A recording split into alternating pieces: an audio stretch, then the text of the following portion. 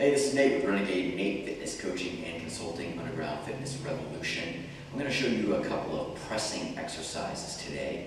We'll need 1 or 2 kettlebells for this, or you can use dumbbells as well. I'm going to show you it with the kettlebell. I'm going to start out with a V-sit press with a single kettlebell. So the V-sit press sounds just like it is. You're going to sit in a V. So you want your legs out as wide as you can go into a V formation. You want to keep your legs down. So if you start to notice your legs are coming up, your back of your legs are coming off the floor, you might need to just bring in your stance a little bit and have more of a narrow V. So this is going to be something that's based on your mobility and flexibility in your hips and your hamstrings. So you want to go as wide as you can, as long as you can keep your legs down against the floor. Then I'm going to cup my hand under. So I got one hand under the handle, the other hand comes up and assists me, comes up into the rack position right here. So I've got vertical forearm, my other hand out to the side. So we don't want to put it on the other leg, we don't want to put it on the ground, and do something else, because this is going to require a lot of core work. Now you have to be careful with this, because you're not going to be as strong performing this particular movement in the seated position. It also requires a lot more core strength and lower back strength to maintain an upright posture. Now from this position, I'm going to press, come back down to the rack, and then repeat for the desired number of repetitions that I need to do in the workout. So I would do, say, 8, 10, 12, 15 on one side, put it down, come back to the other side, and do the same thing, hand out to the side, press it overhead, come back into the rack.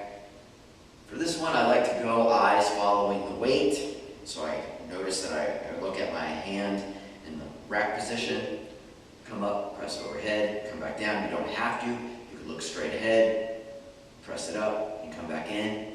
Either way is fine. I'm okay with that. Next up, I'm going to show you a half kneeling. Also on the V-sit, you probably don't want to do that with one dumbbell or kettlebell. It gets pretty hard with 2.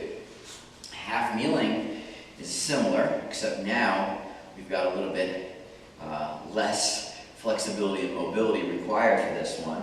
And I'm going to press on the opposite side to my leg. So whichever leg is forward, I'm going to press on the opposite side.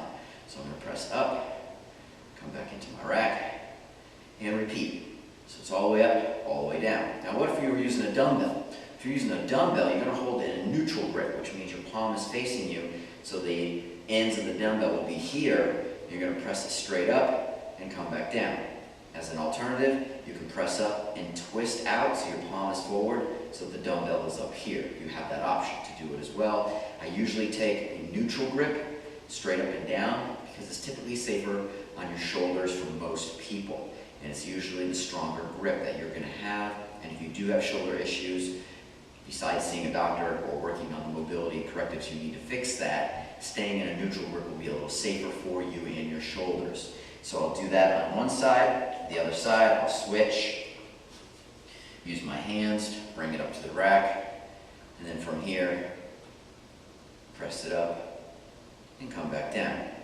Now you could do this with 2 dumbbells or 2 kettlebells, but I like using these with 1 kettlebell or dumbbell because it requires a lot more core strength and stability. So you're getting a little bit more core work out of doing it with 1. So a lot of my recommendations, you'll see me perform that, showing 1 on each side. So however many reps on one side, switch sides to the other side. Next up, we're going to go tall kneeling. Now tall kneeling, you can definitely do 1 or 2 on this one. So if I'm doing 1, I'm in the tall kneeling position, and notice that in the tall kneeling, I'm tall, and I'm kneeling versus sitting back. You don't want to be sitting back or sitting on the back of your legs and doing this. This is tall kneeling, so stay upright, press it all the way up, come back down, do it however many you need to on each side. Same thing, use both hands to get the kettlebell up to the rack position. From there, press up, come back down, and repeat. Or if you want to use 2 dumbbells or 2 kettlebells, you can do that as well. So from this position here, I'm going to press them both up, overhead, come back down to my rack, and repeat. The Benefit with kettlebells is the extended range of motion and the offset weight. So that means you're going to work a lot harder despite the weight being the same as it could be for a pair of dumbbells of equal weight. Because you've got that extra range of motion, which requires you to work a little harder, involves more your stabilizer muscles than just using a dumbbell. And again, if you're using a dumbbell, stay in the neutral grip, press straight up, and come back down. So those are 3 different pressing variations that I like to use. They're fantastic, especially with a lighter weight and a little bit higher rep ranges, usually 8 to 15, sometimes maybe 6 to 15, 6 to 12, somewhere around there. Crank it.